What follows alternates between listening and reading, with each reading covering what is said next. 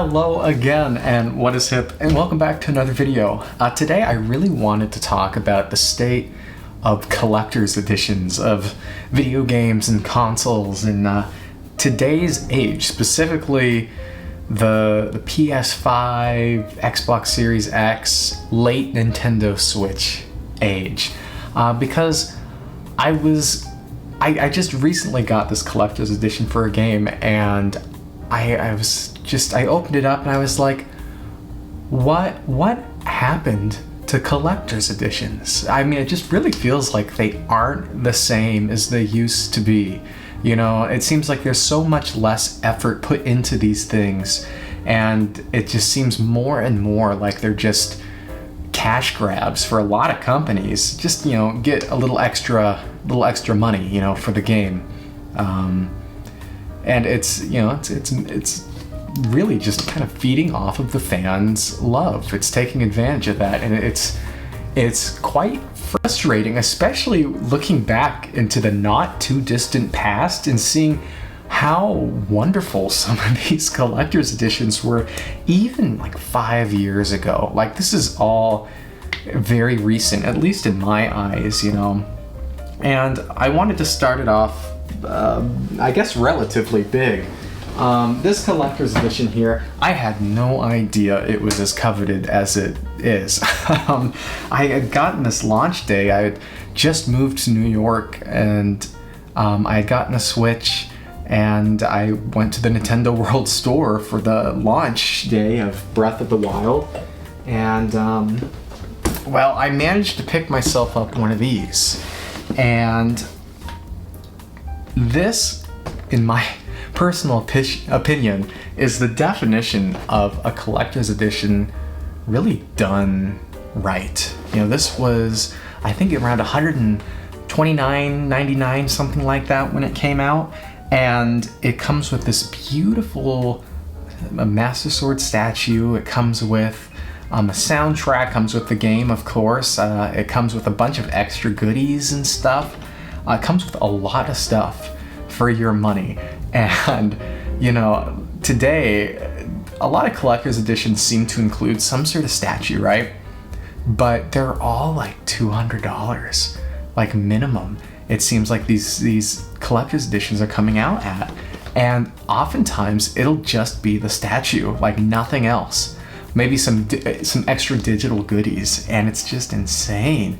And then you see all of these collector's editions just completely drop in price. Like, I remember most recently, I think it was Persona 3 Reload. Like, that launched at around $200, and it came with a pretty small little statue. It came with a 2-disc soundtrack, which was really cool, and it might have come with a small little art book, but it was $200, and nobody's buying it. And so now it's like on sale for like $70, $80 you can find that thing for. And the same thing happened with the other Persona 5 collector's editions. Like, all of these companies are really coming out. They're stressing that they're this really limited collector's edition, and then they price it to match their description. And, you know, it's just a never-ending cycle. And the funny thing is, it seems like every game that comes out today has a collector's edition. Like, it seems like the standard edition has become the new collector's edition. You know, you see this a lot, especially with a lot of like indie companies. When they release, granted, you know, a lot of them are mainly digital, and then when they come out with a physical release, they do some extra stuff for it, which I can completely understand. But it's just really, really crazy to me.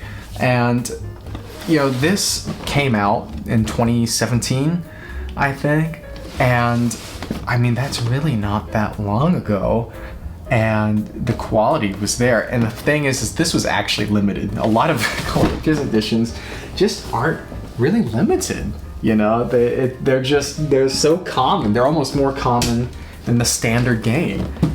And then this collector's edition here I got, this is of The Last Guardian, and the funny thing is, this actually, to my knowledge, did not sell very well when it came out. This was considered really expensive for what you got back in, 2018, 17, around there, because it was $130, I think, 120, 130 bucks. It came with this really high quality book, like storybook, and it's an art book, which is wonderful. A lot of companies aren't including art books either. They're including digital media, which is, I mean, to me, I would think that a collector's edition, collectors would want physical things, right? And so they're taking away physical things more and more, one by one. It seems like just they're draining these collector's editions of physical things. You know, they'll include a statue and a digital copy of the game. You know, Indiana Jones comes with this globe, the collector's edition. It's like 200 bucks, and a digital copy of the game and a steelbook. Like, that makes no sense. But this came with a sticker. It came with a beautiful steelbook and the game. But take a look at this. And again, remember, when this came out, people were really complaining about the price of this thing. So this came with a really beautiful statue of Trico and the boy. I mean, I think this has got to be one of the nicest looking video game collector edition statues that I have ever seen. I mean, the quality is there. The detail is there. The paint looks really good. The little figure is pretty high quality. Like, this is a beautiful piece of work. And people were complaining about this. $110 or so. If this were to come out today at that price, I think it would have been snatched up in an instant. It would have been very hard to come by. And it's just so interesting seeing where we've gone in such a short amount of time. And one of my earliest memories of seeing this kind of happen with companies overpricing their editions and things not selling well was with Ni No Kuni 2. Now, for those of you that remember, when Ni No Kuni launched, the first one, it was critically acclaimed, everyone loved it, and it came with the collector's edition. And the collector's edition is extremely sought after today. And I think it was very limited as well, but it was a beautiful collector's edition. And so when Ni No Kuni 2 came out, they definitely took note of the fact that people loved that collector's edition so much. So they came out with another collector's edition. And it was priced at $200. And granted, I thought it was a really cool collector's edition. Apparently only 25,000 were made. And it came with this like little electronic carousel kind of thing, came with the soundtrack and a movie. Came with a bunch of stuff for 200 bucks. If that would have came out today, I don't think people would have batted an eye at the price. But back then, back in whenever that was, I mean, people, when they were going haywire, they thought it was overpriced and it didn't sell. Didn't sell at all. You would find it at Best Buys 4 or 5 plus years later in the clearance section for like 50, 60 bucks. And they only made 25,000. Like, I mean, that's not a super small amount, but I mean, really, in the scheme of things, 25,000 isn't that much. And so for it to be on clearance shelves 4 to 5 years later is crazy.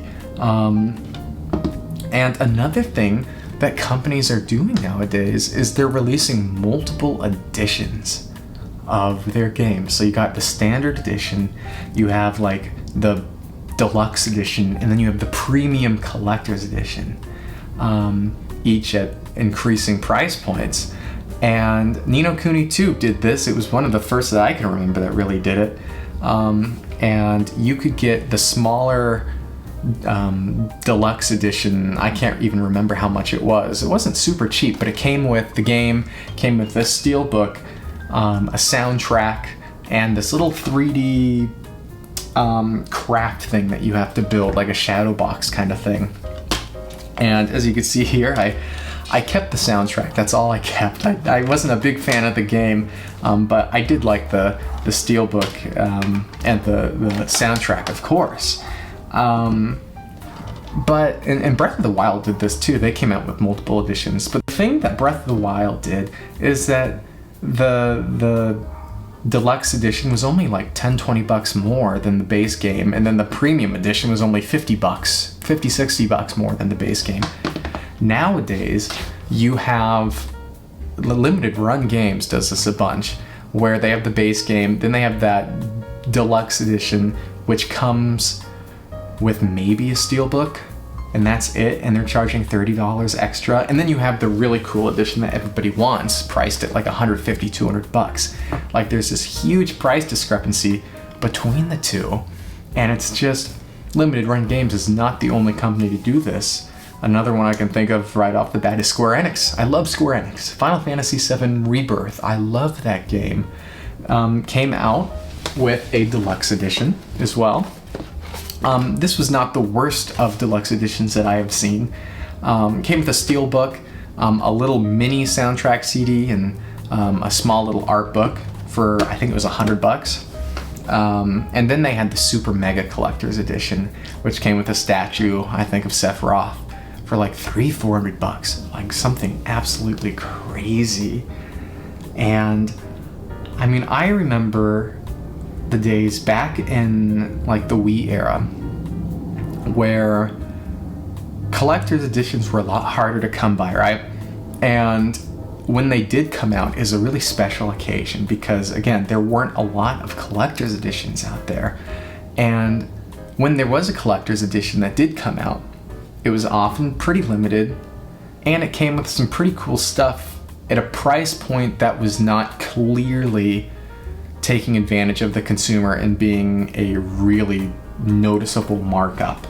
One of the ones I can think of is The Legend of Zelda Skyward Sword. I remember getting this, I think it was the day it came out. My grandmother went and took me to GameStop. This was like an early birthday present, so I wasn't able to play it. But she got it for me that day when it came out, and I had to wait a month before I could actually play it. But this was really cool. It came with a soundtrack CD, which came with all copies of Breath of the Wild, but it also came with a golden Wii remote, and that was really cool. This was not that expensive. It was not marked up that much. I think it might have been $80 back when Wii games were selling for about $49.99, something like that. And this wasn't super limited by any means. This really isn't even that extensive of a collector's edition. But what I loved about it is that, one, it was the only collector's edition for that game. So there wasn't multiple SKUs. There was just the base game, and then you had the copy that came with a Wii remote, and that was it. And then it also wasn't a horrendous markup in price. In fact, it was actually a bit of a discount.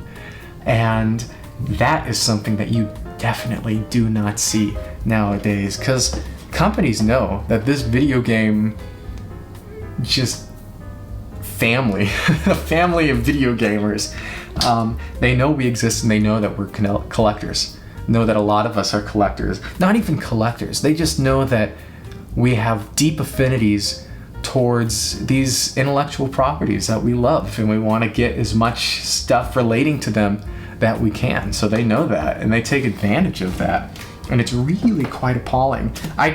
One I can think of right now, Final Fantasy Pixel Remaster. Yes, I was one of those crazy people who spent the $200 or whatever it was to get a copy of this. This is an amazing collector's edition. It's wonderful. It comes with a vinyl soundtrack, which was really cool. Came with another book. Japan got like an extra copy of a hardcover book that came with it. They didn't include that in America, unfortunately. But this was $200. Like, that would have been killer for like $120 bucks, maybe $150, and that's way still overpriced. But $200 is insane. Is this a super limited edition? Yes, they didn't make that many of them. But I might be of the minority here, but I really don't care if a collector's edition is limited. Is it cool if an edition is limited and you manage to get your hands on one? Absolutely. But I would much rather have the ability to get one than it being super limited. Like, that's all I care about, really, is just getting an edition of a game or of a series that I love. And again, these companies are just kind of, they're out for us. They know that we're you know, gonna buy their stuff. And the game that I recently got that kind of inspired me to make this was Master Detective Archives Rain Code. And this is by Spike Chunsoft. They made the Danganronpa series. And by no means is this collector's edition a bad collector's edition. It's about $100. I already got it on sale, and this just came out the other day. If I can get it open. It comes with a little plushie. It comes with a tiny... Oh, I'm dropping everything. It comes with a really tiny soundtrack, and it comes with a steelbook. And the game. The game, of course. It's really not that much. The game itself is like $50-$60, so you're paying an extra $40 to get a little tiny soundtrack and this. But I noticed there was no art book. And I remember when the Switch edition came out a year ago, it also had a collector's edition very similar to this, came with almost the exact same things, with the exception of the fact that it came with an art book. So in the span of a year, they're getting rid of the art book, and a lot of companies are doing this. They're getting rid of art books, they're getting rid of soundtracks. It's amazing that a CD is included in this one. To be fair, I can kind of understand why companies are not including soundtracks anymore. I mean, Nintendo isn't including soundtracks either. Just because it's a media that not many people use. I love CDs. I use my CDs, especially in my car. But to not include an art book is like going against the philosophy of a collector's edition. And this game is not the first to do that. But it's just really, really crazy to me. Because I used to love looking through these art books that I would get from these editions after I beat the game. I never looked at them before, and just marveling at these things. It's just really, really unfortunate.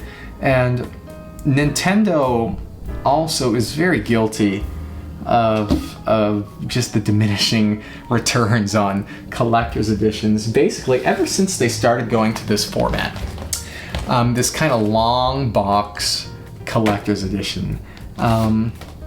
This one's not horrible. It came with an art book, a very hefty one at that. Soundtrack CD, steelbook. But from this point on, we started getting less and less. Here we have Fire Emblem Engage. Really amazing game. Thicker, too. Higher quality box, even. But it comes with an art book, a steelbook, no CD, and it comes with a folded up poster and little tiny art cards. Now, we're gonna get into a big pet peeve of mine, and that is when companies include tiny little art cards. Like, that's one of the bonuses that you get, and I hate these things. What do people use art cards for? Like, in all honesty, it's just a waste of paper. Just give me a soundtrack instead, or give me, another little book or another something. It's just, and a lot of companies are doing this. They're doing this, or what they're doing is they're doing these little acrylic standees. Now, if that's just an extra thrown in, that's okay. But a lot of companies are making like the acrylic standees kind of like the main thing. I know Limited Run Games, the new Castlevania Advance Collector's Edition, one of the things is or the DS one, is an acrylic lamp kind of thing. It's just like this and it lights up. Like, where did all of the creativity behind these collector's editions go? It's really quite crazy. It's just the standard cookie cut formula now of art card, steelbook, maybe, and maybe art book, maybe, but not even really anymore. It's just I miss the days of getting the whole shebang. Or, you know, when it wasn't that much, but they priced it accordingly. But now, we're gonna get to possibly my biggest pet peeve, and that is the collector's edition consoles. And I am far from the only one who has an issue with how companies are doing this nowadays. So basically, back in the day, and by back in the day I mean like less than 10 years ago, whenever you bought a collector's edition console, usually it included a game. Or it included a game, like if it was, they never made this edition, but like a Luigi's Mansion edition game or whatever, version of a console, it would come with the Luigi's Mansion game. Now, you have consoles coming out. Nintendo is not the only one to do this. The Breath of the Wild limited edition console. Super cool. Super cool. Game not included, and they're charging more for this edition. It's $10 more to get the collector's edition than the regular edition. That's insane to me. That is never how it really used to be. I mean, every once in a while, like, you know, you'd have a collector's edition come out that didn't come with the game, or maybe it wasn't even related to a specific game. But they'd never charge more than MSRP for a regular console. Not that I can remember anyway. And they're also producing these special edition consoles in such larger quantities now.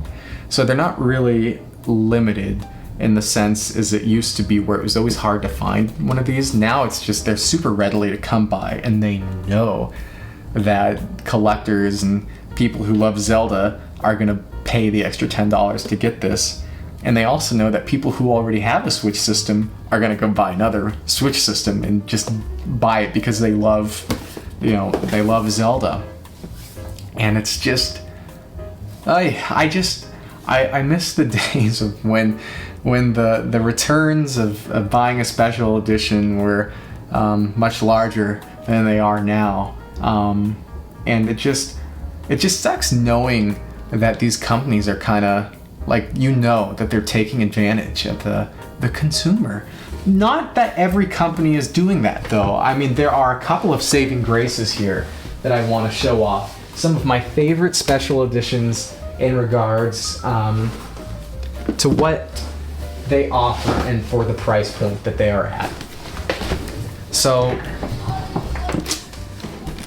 NIS and Xseed are kind of our saving graces here. They are two wonderful, smaller publishing companies that put out smaller games.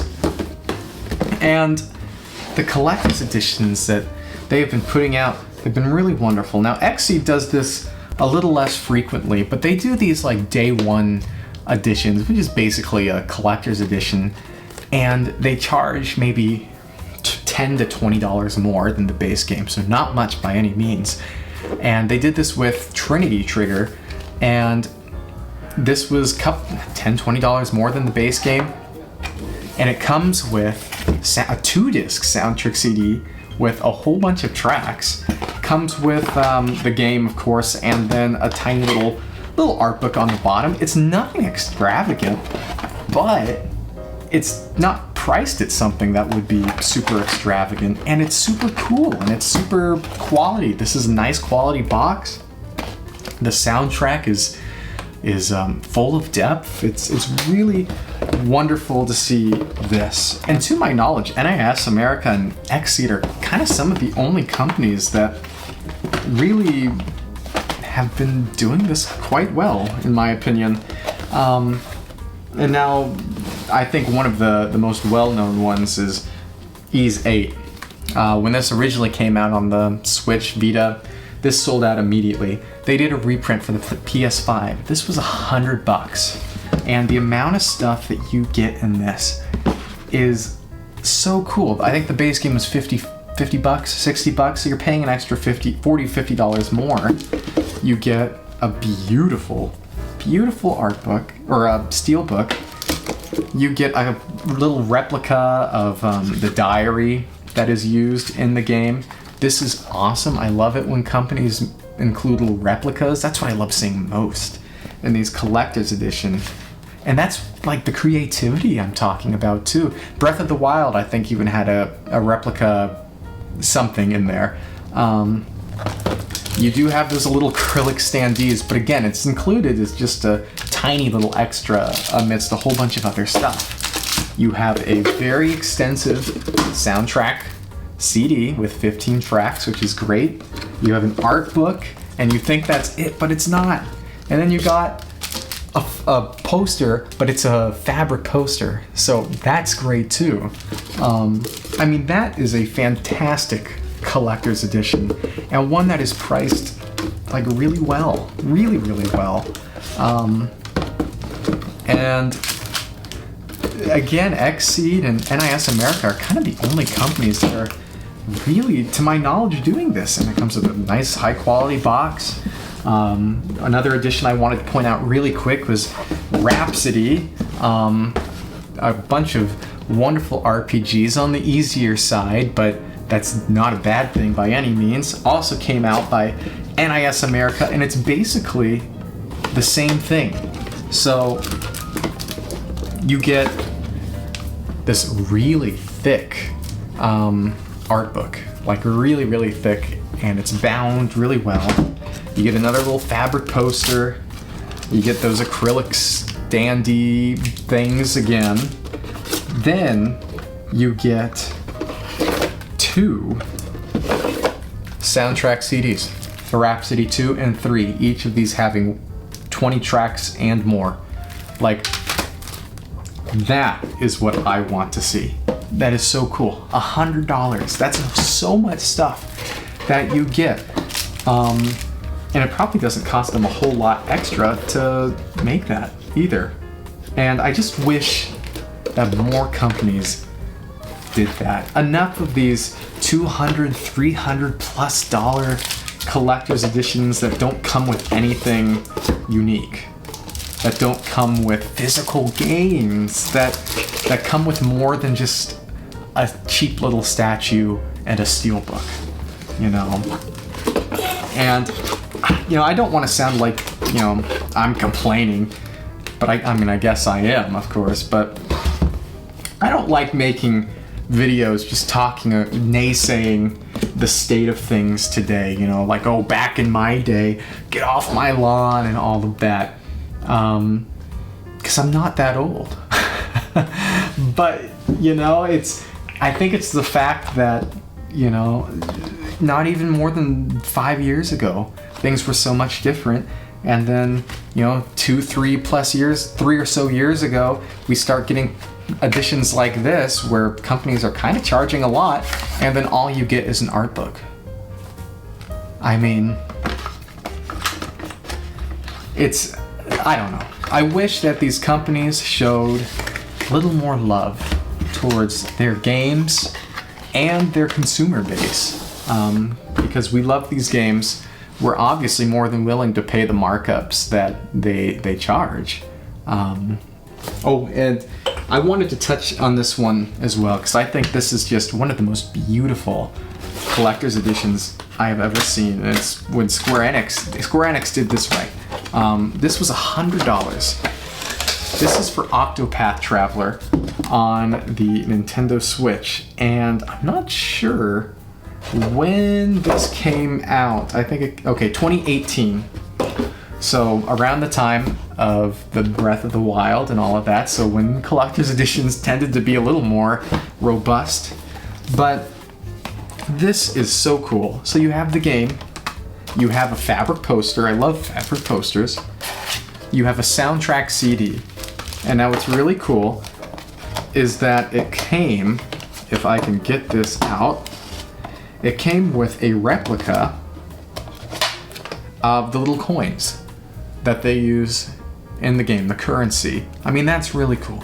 That's super cool. It's something that really makes a collector's edition worth it. Now, for $100, would I say that's worth it? No, not necessarily, although if that were to come out today, that's probably all you would get for $100.